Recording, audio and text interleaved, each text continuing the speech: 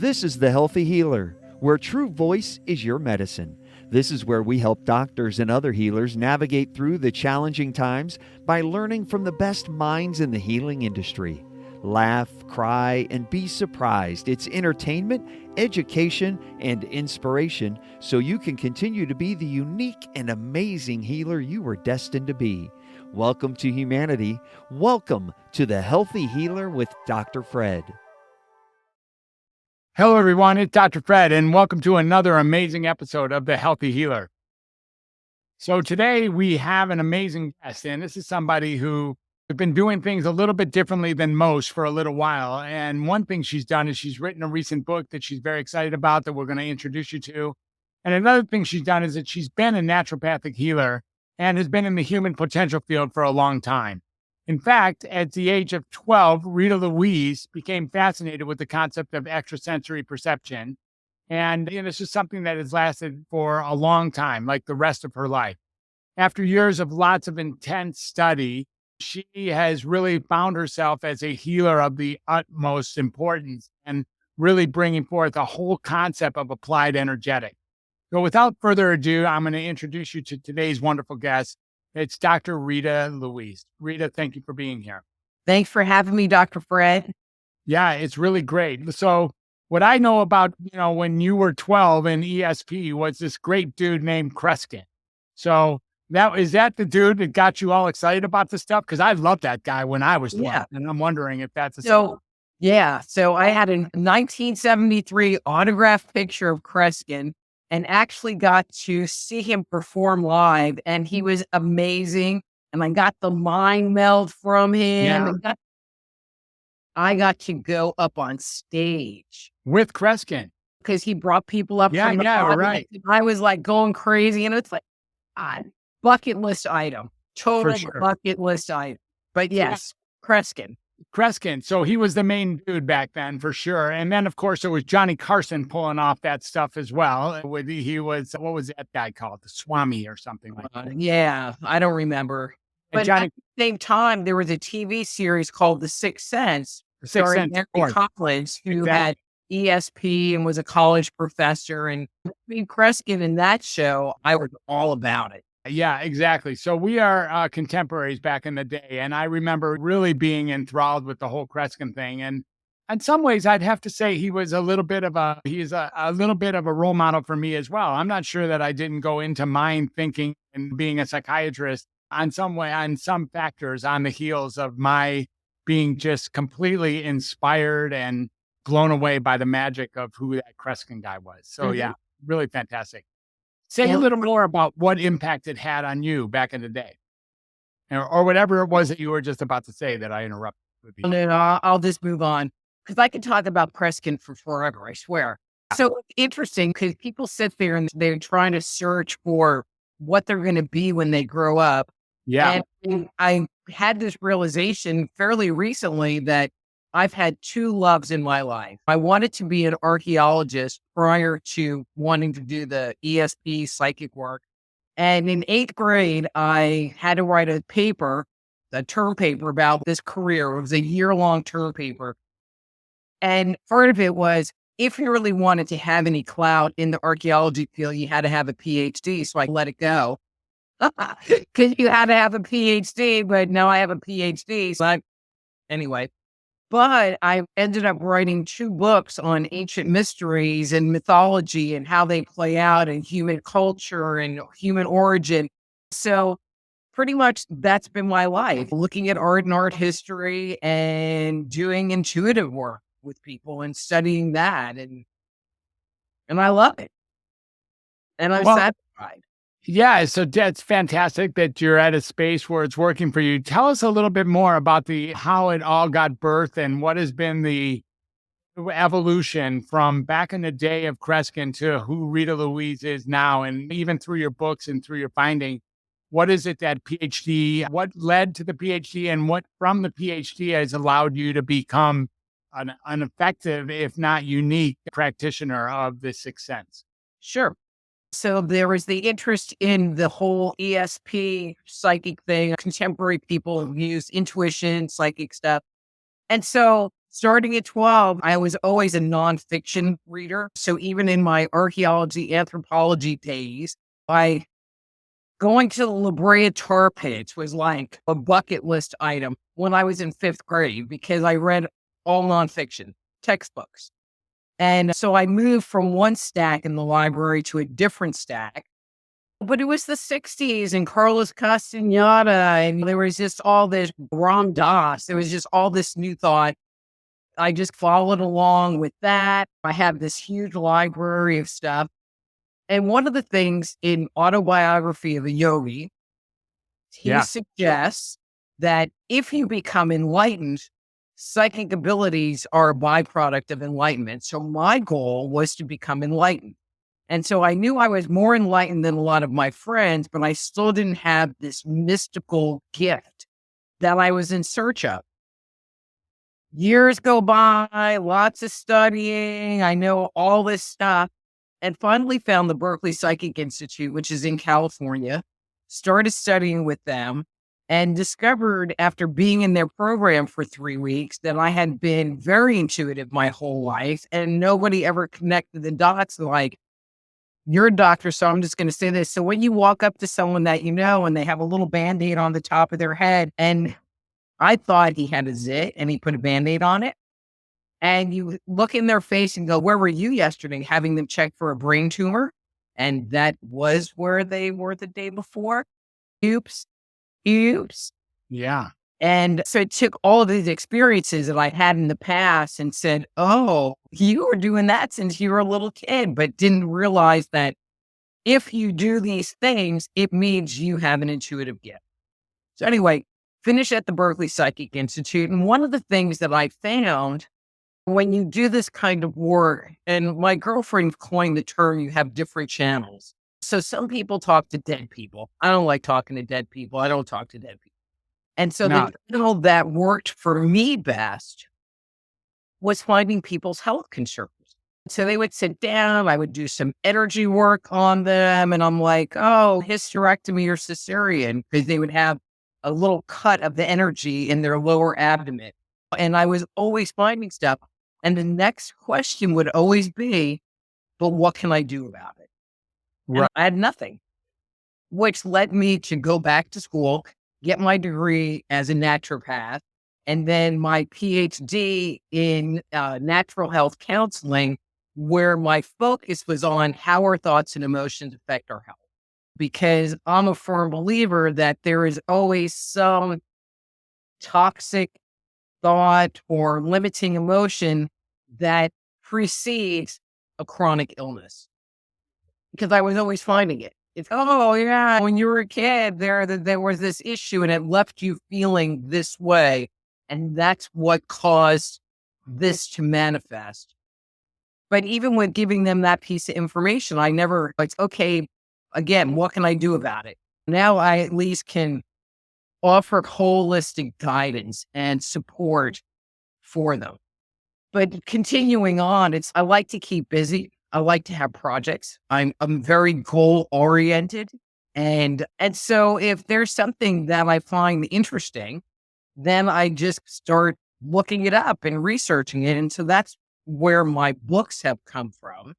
It's, oh, that's pretty interesting. Let's see. Wow, there's a lot here. And I do these deep dives into answering a question. It's usually like I have this question and then it's this deep dive, which it's okay. You've already spent 3 months working on this. You might as well convert it into a book. And I enjoy it. Yeah.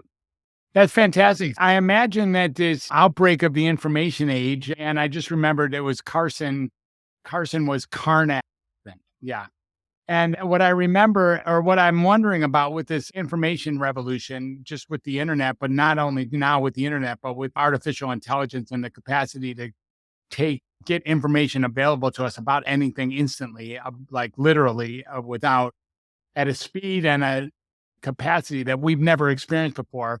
How does this interfere or interface with your capacity to be an empath or be somebody who has clairvoyance? What is the future of this whole idea of this new apparent birth species that has now entered our world as either our leader or our follower or our assistant or our consultant or whatever this thing is this whole AGI or the whole large language model.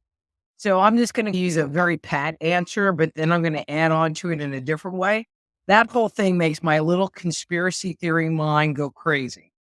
But when talking about it from a health and healing perspective and from an empathic, intuitive, whatever perspective, AI can only look at the surface. It can only look at the data that's out there, and it can't really look into the soul of a person and go, you've had this trauma, or this is where your energy wants to go. Because you can have somebody that says, I want to create this business, but sometimes they want to create this business because it's a very mental thing. They're like, oh, but it'll make me a lot of money. And then there are people that they want to create the business because it's an expression of themselves. And so the dynamic is very different, and how you have to support them is very different. But AI is never going to give you that piece of information. It's never going to give you the internal piece of who a person is. We never thought that it would do what it's doing now either. And so there is a really important question here, which may be that it might be able to do that. Now, if it was eventually able to do that, and some of the new quantum intelligence, the quantum artificial intelligence suggests that there's a whole new level of intelligence that we are all going to be, that's going to make AI look like kindergarten in just moments, that maybe there is going to be access to some degree of sentience or some degree of consciousness or some degree of extrapolation into what the soul really is about, or that an interaction that far exceeds anything that we thought would be available to any kind of machine. What does your intuitive or your empath or your clairvoyant self say about the future of the relationship between man and machines moving forward? Or between humans and machines, I should say. Is there something there that we need to be aware of or concerned about? Or is there something as a human race that we need to be able to maybe underline or take advantage of? Is there something, what is here for us in the future of our relationship with these amazingly powerful machines? So again, a little bit of a conspiracy theorist. And the piece that concerns me is people giving up control and giving up power and giving up their autonomy. When you're a therapist and you see this current generation that they don't want to do anything versus being driven to achieve something and succeed. And if this intelligence just makes it so they can sit around on their phone all day, I'm sure they'd be all about it. But there's also the price you have to pay for that. Mm-hmm. And that freedom that you would have to give up for that. Yeah, it's true. And machines have always actually had that interface with humanity. Like whenever we created a lever or a pulley or something that we ever created back in the early days of basic machines, the 5 machines we learned about when we were in elementary school, Rita, like you remember those. And whenever those were created, those actually also took away a lot of what humans were doing before those were invented. So mm-hmm. Always had the machine being a challenge to now taking on that which we otherwise were doing ourselves before the invention of the machine. But then you sit there, but hang on a second, but then you sit there and you think of the Jetsons. When they did stuff and life was easier, and having computers, it was supposed to be easier. You don't have to remember all these phone numbers. You don't have to remember phone numbers, but you have to remember your 500 passwords. That you need a book to write them all down. And then you're arguing with your computer because you're trying to get into some thing that's only online. And so it's supposed to be easier, but maybe I'm just old and I'm pretty computer savvy, but it doesn't necessarily seem easier. No, it's not easier. It's more time consuming. You spend time on social media and doing these things that you never would have done before. For sure. Yeah, it's not easier. And this is why I'm wondering, there is the concern that people are, if it takes away all the things that we otherwise need to do during a day, everything from folding clothes to serving food to getting us from one place to another to finding the information to whatever else it can do. And it's endless what's right around the corner for these machines and these robots, et cetera. And I saw a demonstration of a robot this morning that just was insane, ridiculous power. Insane, ridiculous power. Like unbelievable with these new robots. And we started looking at that and really wondering, is that going to create a lazy bunch, or does that open up the possibility if in fact it's going to take some of the mundane activities off of our plate, allow something else to actually take care of them, such that we can use creativity that is otherwise not being managed effectively? Can we find our core values underneath this all and maybe even create a future of having more room to actually design, create, and explore things that otherwise we had given up on or always felt like we didn't have enough time to take on? So my observation at this time is I don't feel like that would happen because people just are getting lazier and not more motivated. I think there's always going to be this group of people that are goal-oriented and motivated and want to create and want to do and whatever. But it just seems like people are getting lazier and more cranky. But then it makes me think, and I'm sure you'll relate to this, like Star Trek, they go to some planet and they have all this technology, but now the technology breaks and it was built by the elders thousands of years ago and nobody knows how to fix it. And they had great lives for a long time until the technology broke and they're all like, brain, what brain? They got nothing. Yeah. Yeah, there's a lot of dependence. There's the eye of the needle is the grid, right? If we start getting the notion of how dependent we are on electricity and the delivery of Wi-Fi, that if both of those grids went down today, we'd have some serious trouble. We wouldn't know what the hell to do. Brain, what brain is starts being something we would have to deal with. I remember navigating the world with a paper map and you were fully, wait a minute, gotta flip the page over. But I freaking love my navigator on my phone. I love it. And it just makes life so much easier. But what if it goes down? What do you do then? I know what to do. I don't even know if you can get maps anymore, like paper maps anymore. And there's more than a whole generation that don't know how to do stuff. There's a lot of people. So I do natural health. So I'm a big advocate of cook from scratch. There's a few things that I'm like, bottle spaghetti sauce, because I don't want to make a pot of sauce. That's a cheap food. But there's a lot of people that don't know how to cook. They don't know about nutrition because to them, eating is going to McDonald's or getting something frozen. And even that art is being lost. Yeah. Yeah. How many phone numbers do you know? Not many. Do you even know? Yeah, I barely know mine. I think I have mine, but I just because I have to put it into other people's contacts. And I think I know my wife's, and that's about it. I'm right partially most of the time when I guess hers. I don't know my son or daughter's phone number. Yeah, I don't. Yeah. Yeah. But that's another example. But I always joke around and go, but that brain space is filled with passwords now. Yeah. Yeah. So do you consider yourself, when you say yourself as an intuitive or an empath, or I guess also in your bio, you talk about being clairvoyant. What kind of skills or what kind of blessings or what kind of curses do you have that us heathen humans don't have? What do you notice that you have that might be more than the average human? So my belief is that everybody has that gift and it's on a spectrum, like dancing or drawing. Some people are wonderful artists like Michelangelo, and other people can just barely draw stick figures. And so it depends on where you sit on that spectrum.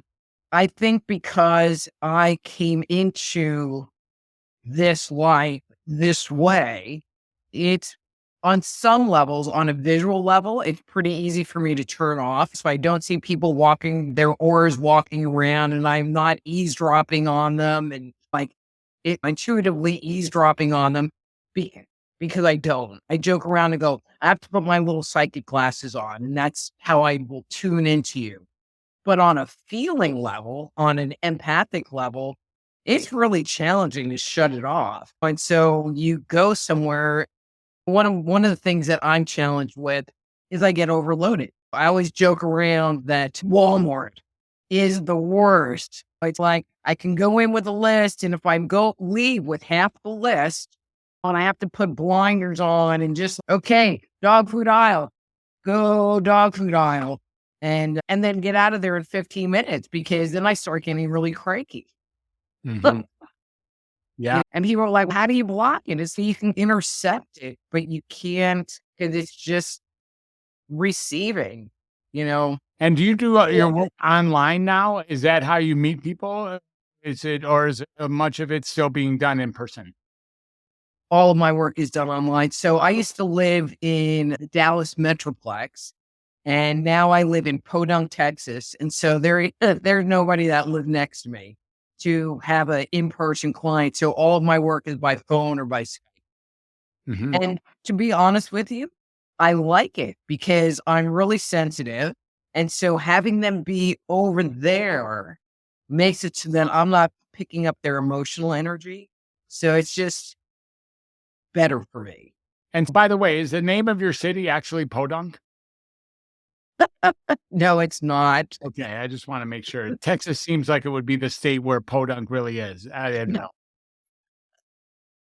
Uh, Possibly. yeah, I don't know. Podunk, USA. I'm not sure where that is, but it might be in Indiana or something like that. Anyways, so what are you seeing when you're talking to me? What are you seeing when you're noticing what's happening here? And feel free to be open and honest about what you're seeing. Who is this guy? What kind of empath? What kind of empathic vibrations are you getting? What are you noticing about me or not me, or what I represent or don't represent? Who am I to you?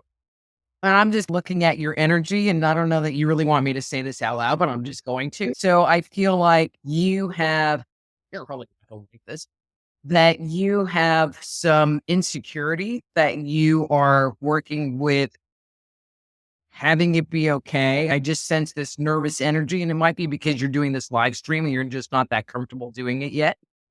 I feel like you are a very driven person. I feel like you do not have an issue saying in whatever you want to say to whoever you need to say it to, even though you might gate it in a nicer way, depending on who you're talking to. I get the impression when you sit on this line that you're visionary to a certain point, but really you're more the back end guy. You're the one that's going to get stuff done. And so if you have a vision, you will get it done. But sometimes you'll see someone else's vision and go, I like that. And then do the back end work. That makes sense to you? Yeah. Interesting. I don't know. Well done. Well Yeah. done. Yeah, I think you did all right. I'm not sure what level of discomfort or insecurities I have. 100% of my day online. And so I'm online with clients, patients, and podcasts like Mhm. 12 hours a day, every single day, and have been since like 2013. So it's not long before it became the gold standard. So I'm not sure about that so much, but I'm not going to deny it. Occasionally, I wonder how to keep a conversation going or what are the next good Mhm. questions to ask. Yeah. And what is the state of you mentioned that you don't see people getting lazier over time, people like more interested in just chilling and not going for it or not living a life of determination, I guess is one of the things. Is that, first of all, is that accurate? Is that true with how you're seeing the general flow of humanity these days, or at least modern Western humanity? So I'm seeing it more in, I don't know, like all the gens, like Gen X or whatever, in the younger people. How's Mhm. that? They go, they get a job, and now they have all of this anxiety, so they can't do it. Or they go and they're there for a month, and now they're telling the owner of the place, this is how you should run your business. And then they get fired. So they either go in with a kind of narcissistic attitude of, I know everything on the planet, but they're 18. Or they just don't really want to work. Hmm. Yeah. And what do you think is attributing to that? Why would someone lose their essence to actually grow and live? I feel, and this is the best way I can explain it, it may or may not be true, but they live life on this very entitlement programming. And it's, you're just going to take care of me and I don't really need to do anything. I feel so blessed. I have two sons. They are both productive members of society that are married and own homes and have kids. And When I look at other kids that are their age, they're in their 30s, and it's like they've done nothing. And I'm like, and again, I'm a very driven, goal-oriented person. And to me, it's hard for me to wrap my mind around that mentality. Yeah. Because it is just so not me. Yeah. Understood. Understood. Tell us a little bit about this book you wrote. Okay, here, I'll hold it up. It's called Dang, It Was Me All Along. And I'm just going to be real here. So I was plagued with negative thinking. I was a expert ruminator. I have a history of being in toxic relationships, whether they are romantic or not. And my previous book was called The Dysfunctional Dance of the Empath and Narcissist, as I was unwinding that relationship that I ended at that point in time. Ended another relationship, and really all I wanted was to be happy. I just wanted to be content. I didn't want to feel miserable all the time. And ask the question, because it's all about the question, is happiness something that you can learn, or is who you are just your lot in life? And I'm just I was never cranky, but just, had a lot of bad brain. And is this just who I am? And this is what I have to deal with for forever? And the answer I found was no, you can shift it. And so even though it's not a memoir, it's like my journey to wholeness. And these are the things that I did. And these are the areas that I explored, written in a very casual, scientific way, with lots of stories of, God, what was I thinking when I did that? As examples through the book. People that have read it love it because it provides you with a roadmap, but it's not written in this, oh, do these things. It's you can do it and maybe feel better, or you can not do it and maybe feel like crap, and the choice is yours. Yeah. It's just written very real. And people that know me that have read it, they're like, I can just hear you reading this book to me. Isn't that great? Yeah. Good for you. That's great. Thank you for being a guest on this amazing show today. I really appreciated getting to know you, and also giving you an opportunity to be with our listening audience. Where are you headed from here? What's next for you? This comes up on every show these days. So I bought a project house because I like to do stuff. So I bought this 1860s house that needs a ton of work. And so like tomorrow I get to go mud and tape. Nice. But it makes me feel good. It leaves me in my zen, even though I do complain about it sometimes because I'm tired. And so that's the Dr. Rita project of the week, is working on this house. So thank you. That's great. And one thing you wanted to say, that if everyone needed to know one thing that Rita had to say about where we are, what our future is, or what we should know, if you had a short sentence or two that you wanted to tell everyone, what would that be? I think the biggest thing is that if they're going to the book, if they're unhappy with who they are and how their life is, that change is possible, and that they're not stuck with being who they are. They just have to be willing to make the commitment to themselves to make the change and to be a different person, because all it takes is a little bit of time and a little bit of practice. Right. Exactly. I couldn't agree more.